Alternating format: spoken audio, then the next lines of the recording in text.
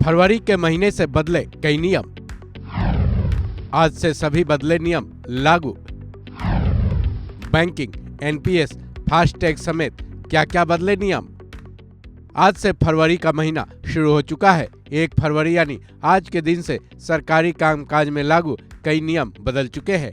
ये सभी बदले हुए नियम आज से ही लागू हो चुके हैं। इनमें बैंकिंग, फास्टैग, एनपीएस यानी कि नेशनल पेंशन स्कीम को लेकर भी कई नियम बदले जा चुके हैं। साथ ही कुछ और भी ऐसे नियम हैं जिनमें केंद्र सरकार ने बदलाव किया है। तो चलिए जानते हैं 1 फरवरी से कौन कौन से नियमों में बदलाव किया जा चुका है। साथ ही ये भी देखते हैं कि इसका आपकी जेब पर क्या असर पड़ेगा। शुरुआत करते हैं सबसे अहम मुद्दा जो कि सीनियर सिटीजन्स से जुड़ा हुआ है। पेंशन फंड नियामक और विकास प्राधिकरण यानी पीएफआरडीए ने पेंशन फंड यानी एनपीएस की निकासी के नियमों में बदलाव कर दिया है। ये बदलाव आंशिक निकासी को लेकर किया गया है। नए नियम के मुताबिक अब एनपीएस धारक आंशिक निकासी में बच्चों के लिए हायर एजुकेशन का खर्च कानूनी रूप से गोद लिए गए बच्चों के लिए भी शामिल होंगे। साथ ही एनपीएस धारक के बच्चों की शादी का खर्च और एनपीएस धारक के नाम पर घर या फिर फ्लैट खरीदने के लिए पैसे निकासी की व्यवस्था भी कर दी गई है।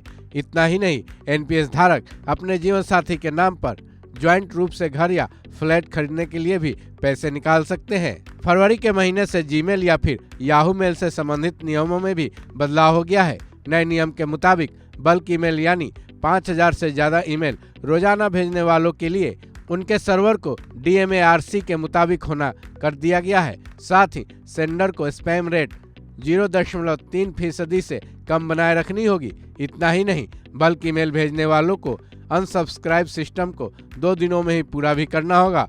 अगर इन नए नियमों का पालन नहीं किया जाता है तो सेंडर के मेल्स को या तो डिनाई कर दिया जाएगा या फिर वो बाउंस हो जाएगा।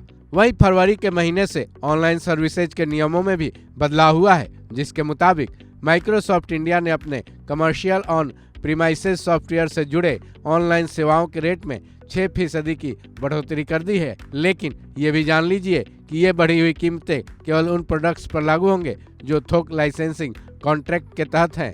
कहते हैं ना, लास्ट बट नॉट लीस्ट, अंत में हम आपको फरवरी में चेंज हुए उस नियम को बताने जा रहे हैं जो कि देश के करोड़ों लोगों से जुड़ा है। बता दें कि एनएचएआई ने फास्टैग उपभोक्ताओं को केवाईसी कराने की डेडलाइन 31 जनवरी 2024 रखी थी।